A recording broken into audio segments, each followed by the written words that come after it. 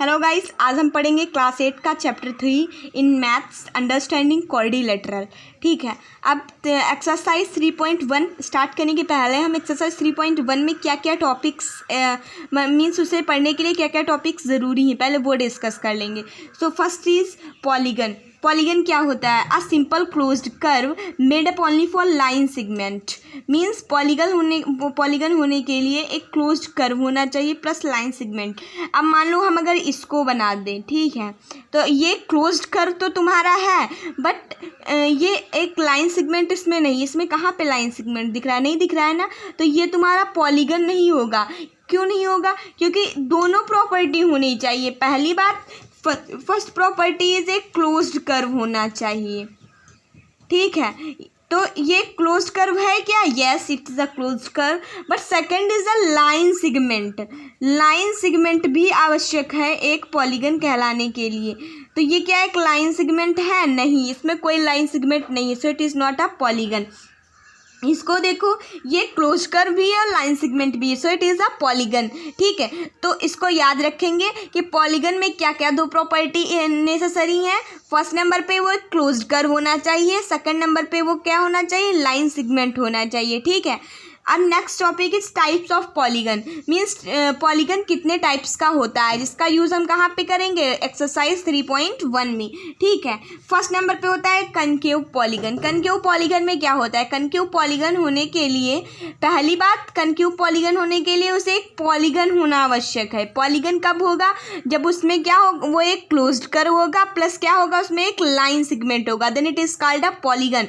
फिर concave polygon होने के लिए उसका एक angle, at least one angle is more than 180 degree. ठीक है, मीन्स जो पॉलीगन तुम्हारा होगा उसका एक एंगल मोर देन 180 डिग्री होना ही चाहिए। जब मोर देन 180 डिग्री होगा ना, तब हम उसको कनकेव पॉलीगन कहेंगे। ठीक है, second is a convex polygon.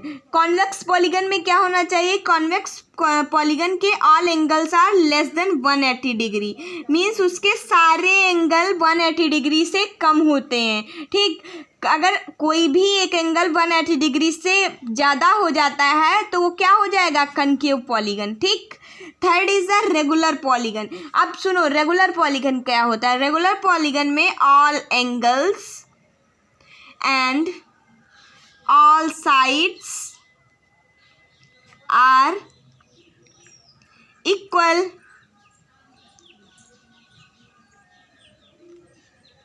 देखो, रेगुलर पॉलीगन में क्या होना चाहिए? रेगुलर पॉलीगन के सारे एंगल्स प्लस सारी साइड्स इक्वल होनी चाहिए। मान लो एग्जाम्पल के लिए हम मानते हैं कि ये एक रेगुलर पॉलीगन है। अगर ये रेगुलर पॉलीगन है ना, तो इसका ये एंगल, ये एंगल, ये एंगल प्लस ये एंगल, ये चारों एंगल इक्वल होंगे आपस में, प्लस ये साइड, ये साइड, ये साइड और ये साइड, ये चारों इक्वल होंगे। ठीक, तो रेगुलर पॉलीगन समझ आया ना? रेगुलर पॉलीगन होने के लिए क्या आवश्यक है? कि उसके चारों एंगल प्लस चारों साइड्स आपस में इक्वल होंगी, तभी आप उसे रेगुलर पॉलीगन बोलेंगे। ठीक है, fourth is a irregular polygon. Irregular polygon होने मतलब रेगुलर का जस्ट अपोजिट होता है।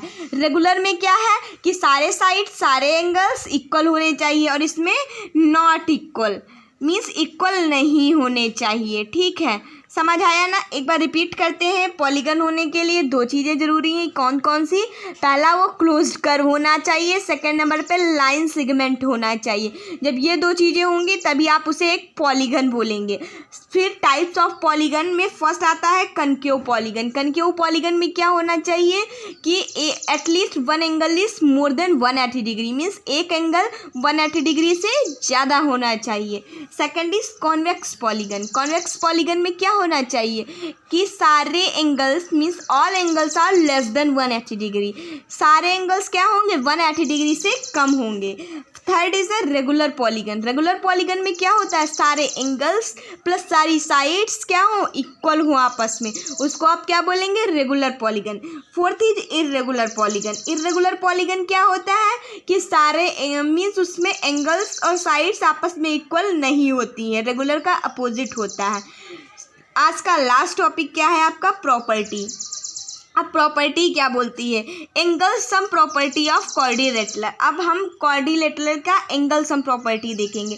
ट्राइंगल में भी आपने ऐसा एक प्रॉपर्टी पढ़ा था। वो प्रॉपर्टी क्या बोलती थी कि एक ट्राइंगल के, मान लो ये ट्राइंगल आपका बना है, ठीक। अब इसका ये एंगल और ये एंगल, ठीक, सॉरी, ए बी और सी, इन तीनों का मीन्स ऐड जो करेंगे, angle a plus angle b plus angle c is equal to 180 degree. पढ़ा था ना ये ट्राइंगल में, भूलना मत।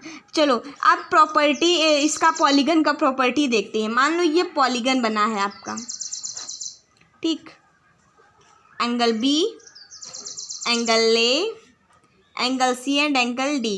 तो ये प्रॉपर्टी क्या बोलती है कि angle a plus angle b plus angle c plus angle d is equal to 360 degree, है ना। क्वेश्चन लगाते समय आप इसका यूज़ करेंगे 3.1 में। ट्राइंगल में पढ़ा था कि ट्राइंगल के तीनों एंगल्स का जो सम होगा वो 180 डिग्री के बराबर होगा। और इसमें आप क्या पढ़ रहे हैं कि जो कोई भी पॉलीगन होगा उसके एंगल्स का जो सम होगा, मीन्स 4 एंगल होंगे अगर, तो उसका जो सम होगा वो 360 डिग्री के इक्वल होगा। आया समझ। आज 3.1 हम नेक्स्ट वीडियो में डिस्कस करेंगे। Thank you guys, please subscribe this channel.